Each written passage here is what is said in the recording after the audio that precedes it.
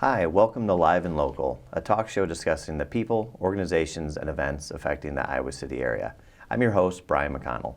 With us today is John Boller, the Executive Director of the Coralville Ecumenical Food Pantry. Welcome, John. How are you? I'm doing well. Thanks, Brian. Good. Thanks so much for joining us. And before we dive right into the food pantry, why don't you just tell us a little bit about yourself, where you're from, and what got you involved in this role? Sure thing. I'm John Boller. I grew up in Cedar Rapids, actually. Most of my childhood was spent there.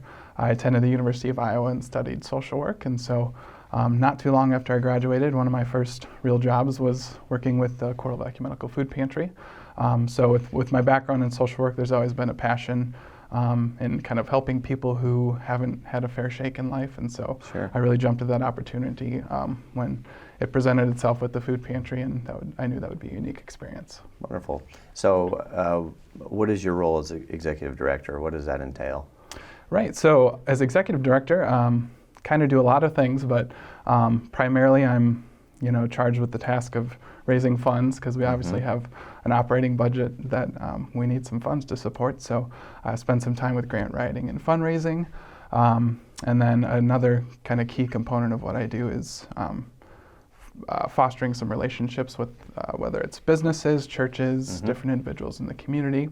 So I spend a lot of time on the community getting to know some different supporters, and also spend a lot of time because we rely primarily on volunteer labor. So I'm out there kind of recruiting new volunteers, but also managing those that we have currently working with us. Do you have any other staff, paid staff, or is it you? We don't. It's just me. So we're a fairly young organization that started back in 2009, and so I'm the first paid staff person in the organization, but yes, I do wear a lot of hats, and we have some amazing volunteers who put in a lot of hours, and they're pretty much donating their time, whether it's 30 or 40 hours a week, so I'm able to delegate some work onto them as well. So you spoke about it's a relatively new organization. You said started in 2009. Yeah. Why don't you tell us a little bit about kind of how it got started, why it got started? That's fairly obvious, but Right.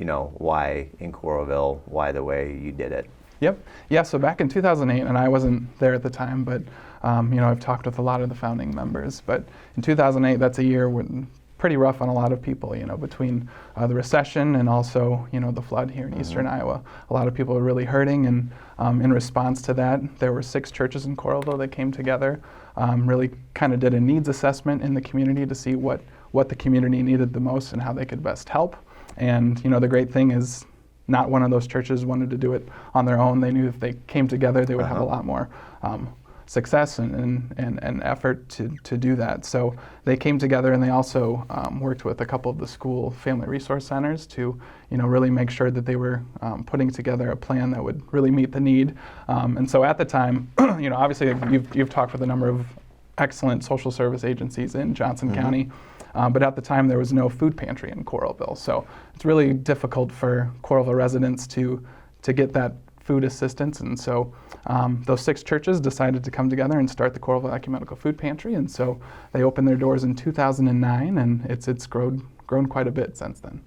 Well, that's good and bad, I guess. Right. But mostly good. Yes. So do you, how much interaction do you have with the other kind of food banks or food pantries, whether it be the Crisis Center or the North Liberty Food Pantry? Is there collaboration, sharing of ideas, resources? Yeah, there is a lot of collaboration. We are, very fortunate to have just such, like I said, really strong social service agencies in the area, and a few of those would be the Crisis Center and North Liberty. And so the food pantry directors for both of those organizations, I'm in pretty regular contact with them, and we meet every few months, and we call it the Hunger Project. So it's a number of different food pantries that come together and sort of share successes, some best practices, things like that, and also share challenges and offer each other advice and things like that. So, and then kind of our big collaboration every year is during the month of July. We have what's called Thanksgiving in July, which is a big community-wide food drive throughout the county, and that's a time that's historically pretty low donations, and engagement levels are pretty low during that time. A lot of people are on vacation, so all of us kind of coming together and engaging the community and reminding them that poverty and hunger still exists in the summertime. That's been pretty successful, though, hasn't it? It has. I wasn't there when it first started, but when I started working with the pantry, I was just amazed at the great opportunity it was to collaborate with these other organizations. And then there's also a number of grocery stores on board with it, and different financial institutions as well. So it's really neat. Sometimes it just takes that nudge to get people. Yeah, absolutely. At a time that maybe they're not thinking about it because they're planning the vacation or whatever, but you give them that nudge and they just maybe look in their own pantry and say, well, this is what I've got. Absolutely. So just to get down to more of the details, what services do you provide? Go ahead with that. Yeah, absolutely. So at the Coralville Food Pantry, we provide weekly food assistance to anybody living in the city of Coralville. So like I said, our doors have been open since 2009, and it's been growing pretty steadily every year. But we offer food assistance to anybody in the community living in Coralville. And the way it works is people can come once a week. We're currently open to the public on Tuesdays from 2 to 6, Thursdays from 10 to noon, and then also Saturdays from 10:30 to 1. So anyone in need of assistance can come during any of those times, and they come in, and we are what's called a client choice food pantry, which the other pantries in Johnson County also operate this way, which is a really fantastic way to operate a food pantry. So the way client choice food pantries work is, the person who needs food comes in, and it's kind of set up kind of like a grocery store. We have a wide variety of different food items, and the person coming in to get food actually selects the items for themselves, what works best for them. As opposed to, I think, the more traditional model of food pantry would be you come in to get food and maybe it's already prepackaged in a box, and it might just be a few different staple items that a volunteer would hand to that person. And with the diversity in the area in Iowa City, Coralville, North Liberty, I think that's probably really important that people have maybe restricted diets for different reasons, and that makes it really nice. Yeah, absolutely. Yeah, with restricted diets or maybe culturally appropriate food. We have a number of immigrant families who come in, and they're not used to a lot of our really highly processed foods that we have, and a lot of people are really interested in. So we make sure we cater to a lot of those different needs. And so you say that you're available for anybody in the Coralville. What do they have to do? Do they have to prove residency? Can anybody, if maybe they're not from Coralville and they just happen to be somewhat transient at the time, can they come in and get assistance, or do you have to show proof? Yeah, so we ask that, the first time somebody comes in to receive assistance, they show a photo ID and also proof of Coralville residence. So whether that's a lease agreement or a utilities bill dated within the last 30 days so that we know that person lives in Coralville.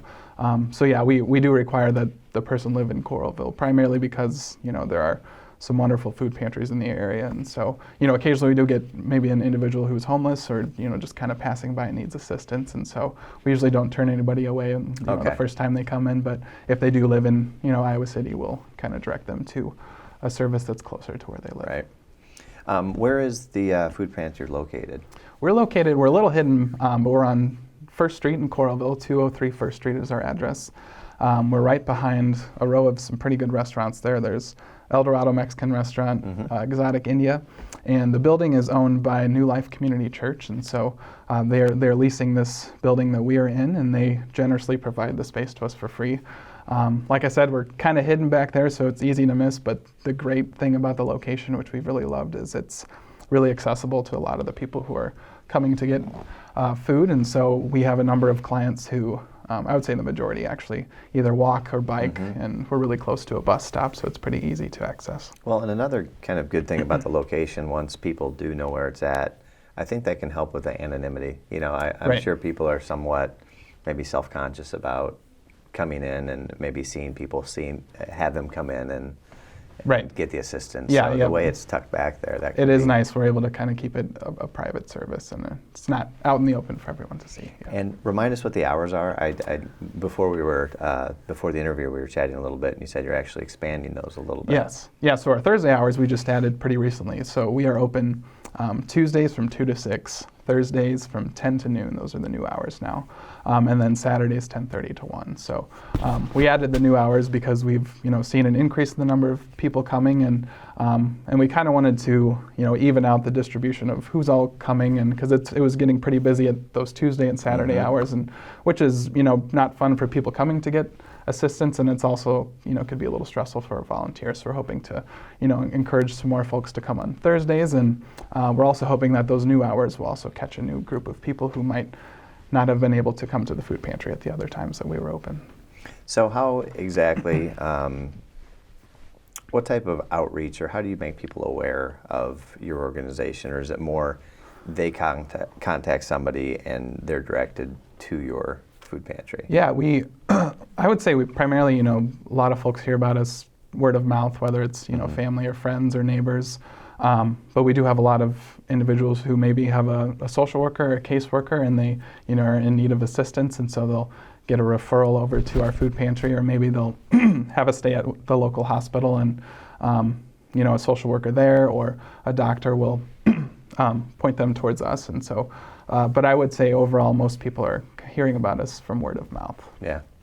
In an average year, or maybe just looking back at 2014, how many, kind of a two-part question, how many families are you helping, and also how many of those are maybe once and twice and then they're back on their feet? Yeah, I'm glad you mentioned that, because so in 2014 we served just under 2,300 individuals total, Okay. And that represents about 750 families. I think that's what that was last year. But yeah, I'm glad you mentioned the fact that, some people come pretty frequently, but some people just kind of come temporarily when maybe they experience, a family emergency, a financial crisis, and they just need a little bit of help to get back on their feet. So we see a number of people who, are just stopping in temporarily so they can kind of get back on their feet. But we also see a number of people too who are just kind of chronically stuck in this cycle of poverty. Maybe they are working 2 or 3 jobs, but they're just not making enough to make ends meet, and so they're having to turn to us for help pretty regularly. So I know that you said they can come once per week. Mm-hmm. Are there any exceptions to that, or is that something that you kind of have to keep a hard line on just to make sure everybody can get their share? Right. Yeah, we do try to be as strict about that as possible, just to make sure that everybody is getting enough. And occasionally there could be a really dire need that somebody has, and we will certainly work with them. So yeah. Describe how you get most of your food and funding and the stuff just to keep you operating. Yeah. Keeping the food on the shelves.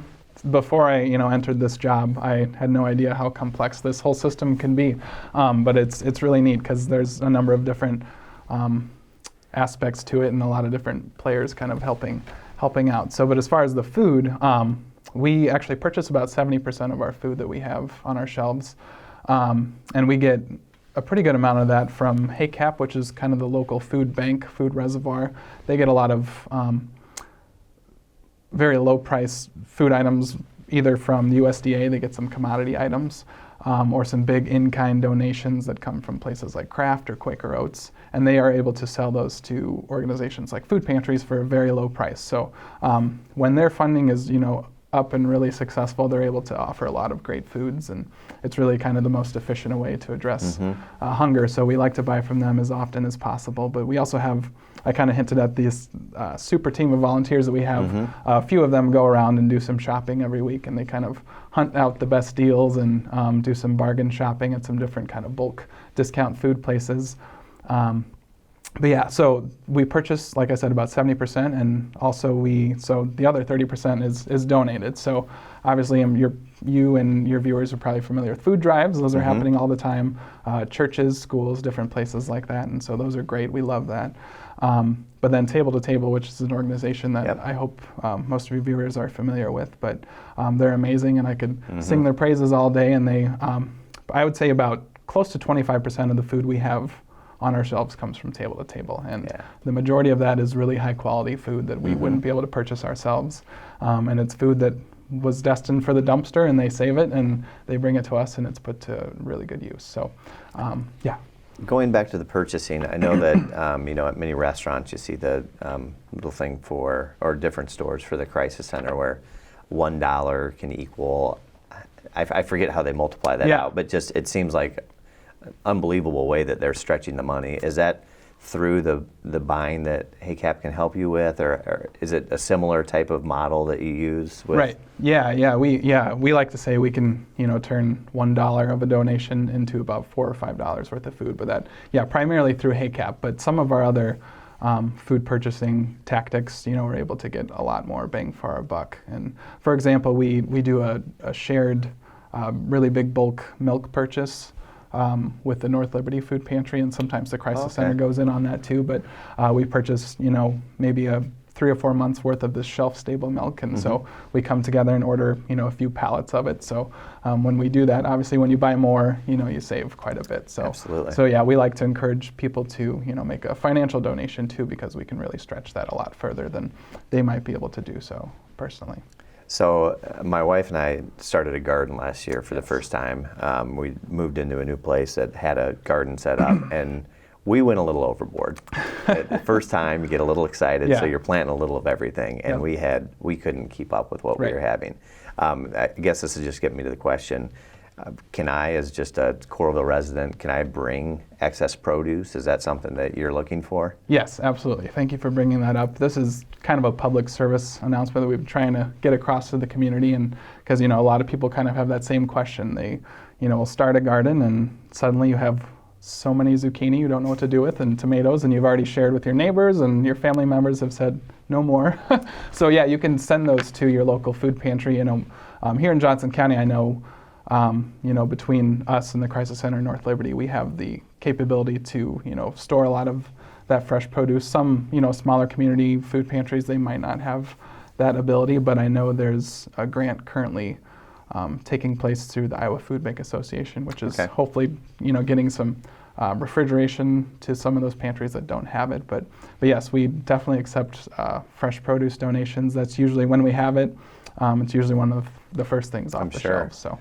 And it just gets to the point at our office, so many people are bringing in veggies that they're like, hey, I can't use all these either. So they're just sitting on the table in our file room. But so how would myself or anyone else, is it the same hours? Would we contact you directly to just figure out a time where we can deliver them, or how would that work? Right. So yeah, I would direct people to our website, which is cefoodpantry.org.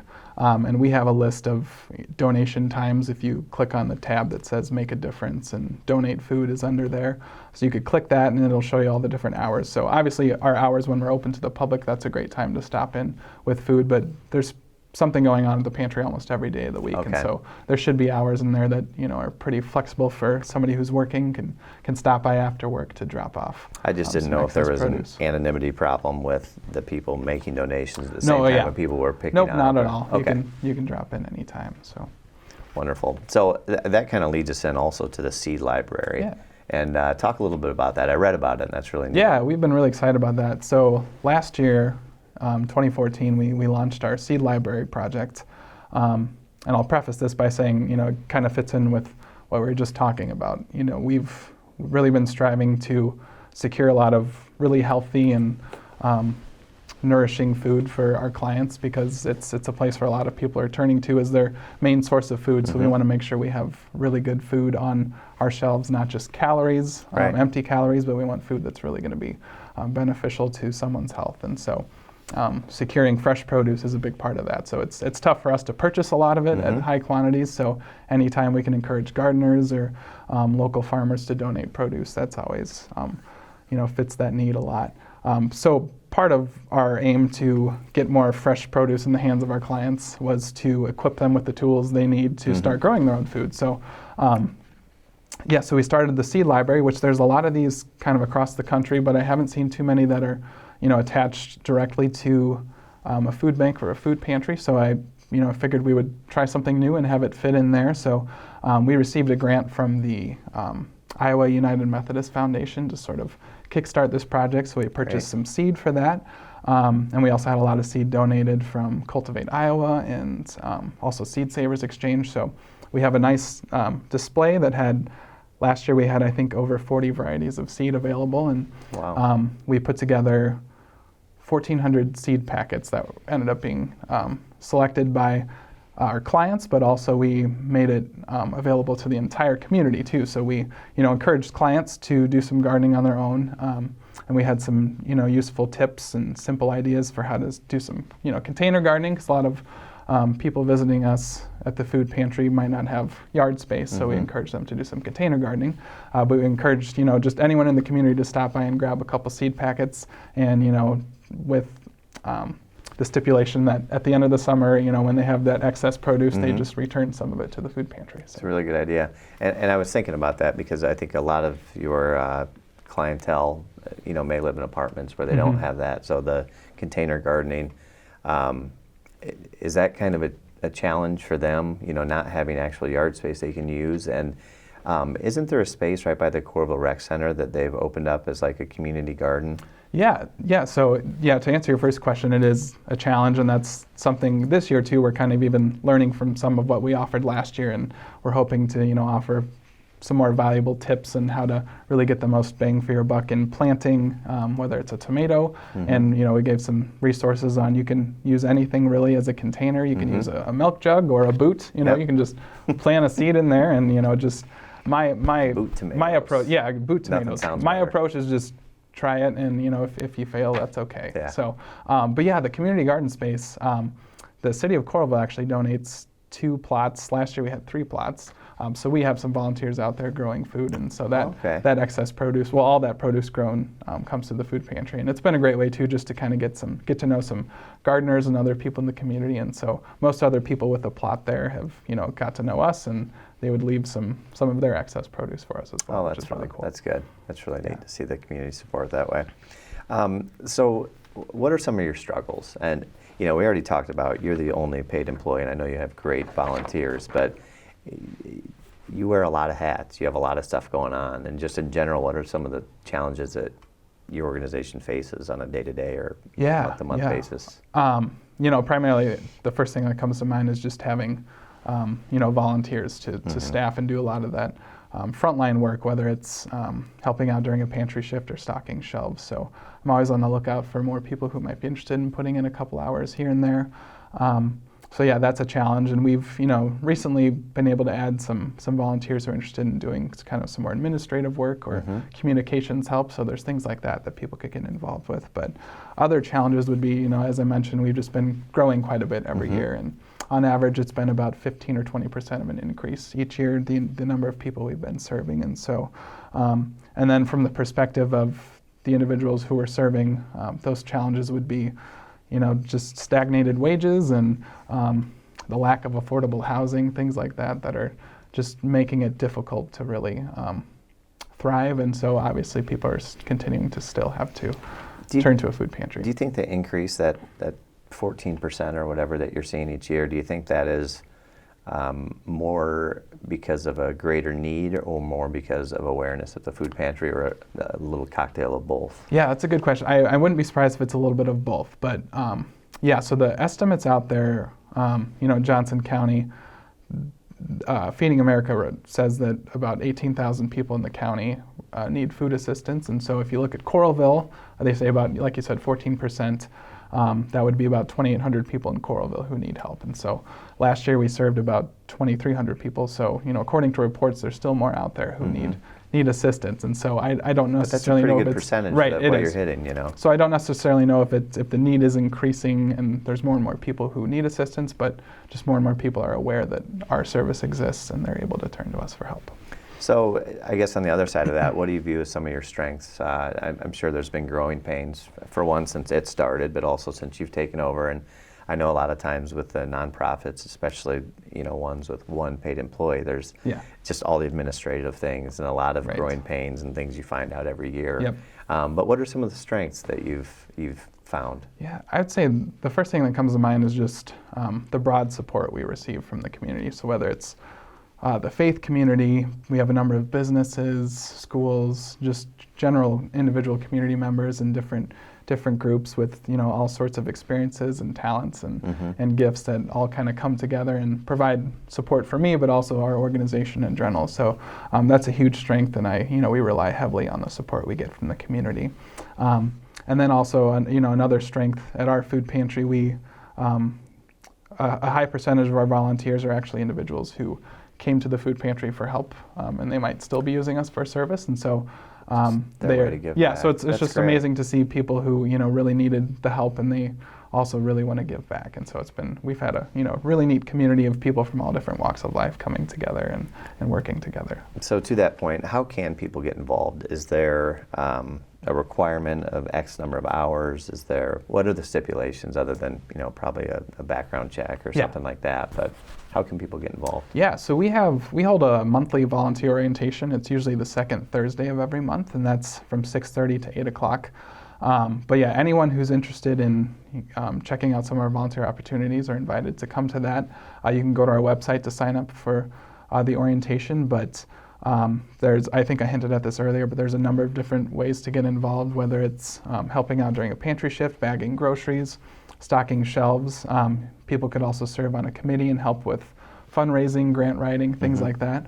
But yeah, basically the only stipulation is that you go through the training, the orientation, and there's a background check, but we haven't had to send anybody away before. That's so we're really inclusive and we're welcoming to anybody. So. And then are you also looking for board members? I know that's a challenge for many nonprofits, is just getting people with different skill sets to help on that board. Yeah, it is. We currently, I think, have 1 or 2 spots open right now, which are community board member positions.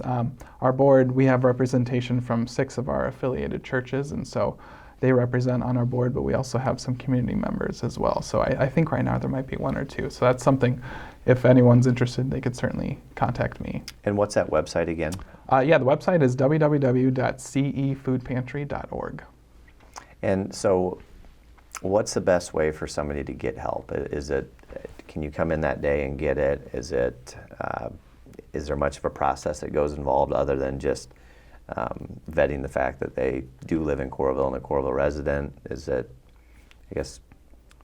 Yeah, we try to make the process as painless as possible. So anyone who needs food can come on any of those days that we are open, and hopefully they will bring the ID and the proof of residence with them. If not, we'll set them up with a temporary ID, and they can get food that day. But we'll just ask them, the next time they come back, bring that documentation with them. But yeah, we like to make the process as painless as possible. We have a really brief application that a person would fill out, and just listing family members, and then we might ask some other questions just to kind of help us understand how we can serve them a little better. And that information is all confidential. It is. That won't be shared. Right, absolutely.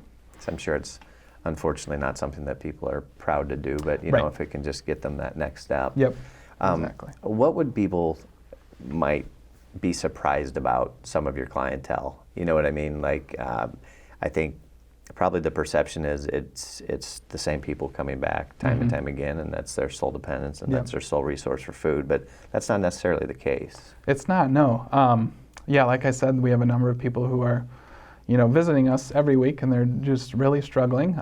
But the myth there is that might be someone who's not working, or there's all these myths about people who are in poverty, and once you get to know them and hear their story, that those aren't true at all. So we have a number of people who are working a number of jobs, and they are trying to support their families, but what they're getting paid is just not cutting it, and so they have to turn to a food pantry for help. So, but yeah, there's also people who might be sitting pretty comfortably for a while, but maybe there's a death in the family or a job loss, and so they have to turn to the food pantry for help. And so I saw this phrase somewhere, I think it was Feeding America, they had a billboard that said, "Hunger does not discriminate," and that's certainly true, and I've seen that quite a bit in my work at the food pantry.